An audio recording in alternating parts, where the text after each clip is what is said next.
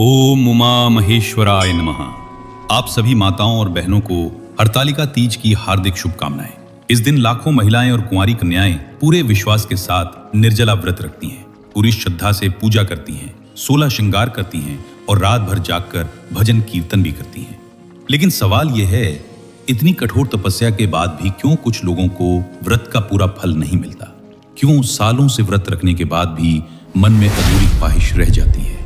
आज इस वीडियो में हम आपको ऐसी 5 गलतियां बताएंगे जो हरतालिका व्रत करने वाली 90% महिलाएं करती हैं। वीडियो के अंत में हम आपको एक गुप्त नियम बताएंगे, तो वीडियो अंत तक जरूर देखें ताकि इस पवित्र व्रत का पूरा लाभ और इसमें होने वाली छोटी से छोटी गलतियों को आप अभी से सुधार सकें। आइए इससे पहले जान लेते हैं इस व्रत का क्यों है इतना महत्व।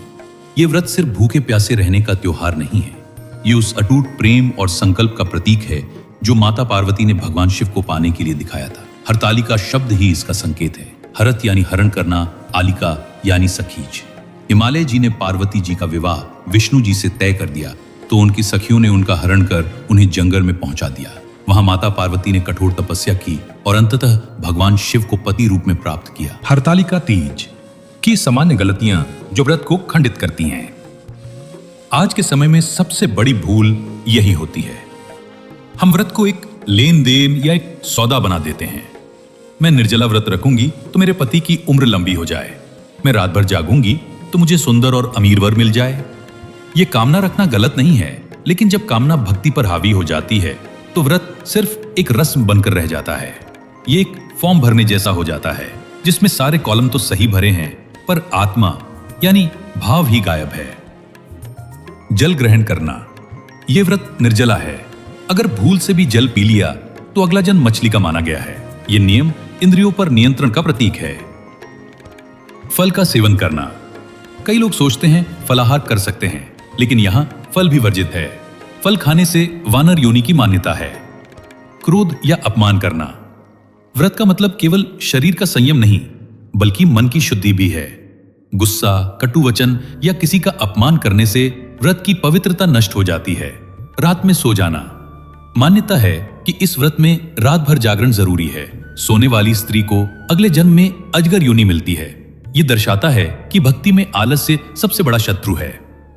सबसे बड़ी भूल, गुप्त नियम। अब आते हैं उस गुप्त भूल पर जो सबसे गंभीर है, बिना भाव के व्रत रखना। शास्त्र कहते हैं भाषा से अधिक भाव की प्रधानता होती है। भगवान को आपका भूखा रहना नहीं बल्कि आपका भक्ति से भरा मन चाहिए। आज के समय में सबसे बड़ी भूल यही होती है, हम व्रत को एक लेन देन या एक सौदा बना देते हैं। मैं निर्जला व्रत रखूंगी तो मेरे पति की उम्र लंबी हो जाए, मैं रात भर जागूंगी तो मुझे सुंदर और अमीर वर मिल जाए। यह कामना रखना गलत नहीं है, लेकिन जब कामना भक्ति पर हावी हो जाती है तो व्रत सिर्फ एक रस्म बनकर रह जाता है। ये एक फॉर्म भरने जैसा हो जाता है जिसमें सारे कॉलम तो सही भरे हैं पर आत्मा यानी भाव ही गायब है। सही पालन कैसे करें?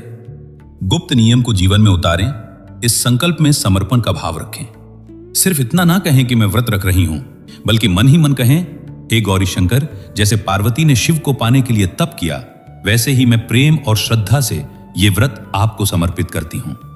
पूजा में भावना जोड़ें। शिव को बेलपत्र चढ़ाएं तो सोचे कि आप अपने मन के दोष त्याग रहे हैं।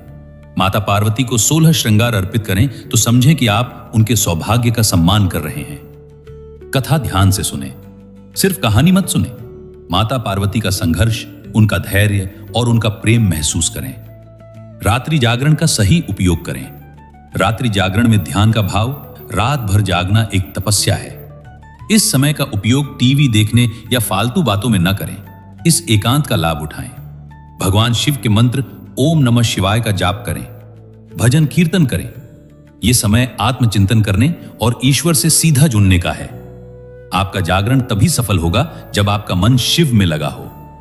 व्रत पारण, व्रत के अगले दिन सुबह पूजा अर्चना के बाद ही जल ग्रहण करके अपना व्रत खोलें, जिसे पारण कहते हैं। माता पार्वती और भगवान भोलेनाथ की कृपा आप सभी पर हमेशा बनी रहे। निष्कर्ष, प्रिय बहनों, हरतालिका तीज की सबसे बड़ी भूल यह है कि हम व्रत का भाव भूल जाते हैं। अगर आप सच्चे प्रेम और श्रद्धा से यह व्रत करेंगी तो भगवान शिव की कृपा आपको स्वतः मिलेगी। फिर आपको शिव जैसा पति और अखंड सौभाग्य पाने के लिए अलग से मांगना भी नहीं पड़ेगा। अगर यह बात आपके दिल को छू गई हो तो कमेंट में लिखें हर हर महादेव। तो मेरी प्रिय बहनों, इस बार आप ये पवित्र व्रत किस जगह से कर रही है कमेंट में जरूर बताएं। और ऐसी ही भक्ति भाव से जुड़ी जानकारी के लिए हमारे चैनल को सब्सक्राइब जरूर करें। और ये वीडियो आपको अच्छी जानकारी मिली हो तो लाइक करके अपने भक्ति का परिचय जरूर दें। वीडियो देखने के लिए आपका धन्यवाद। जल्द मिलेंगे अगले वीडियो में।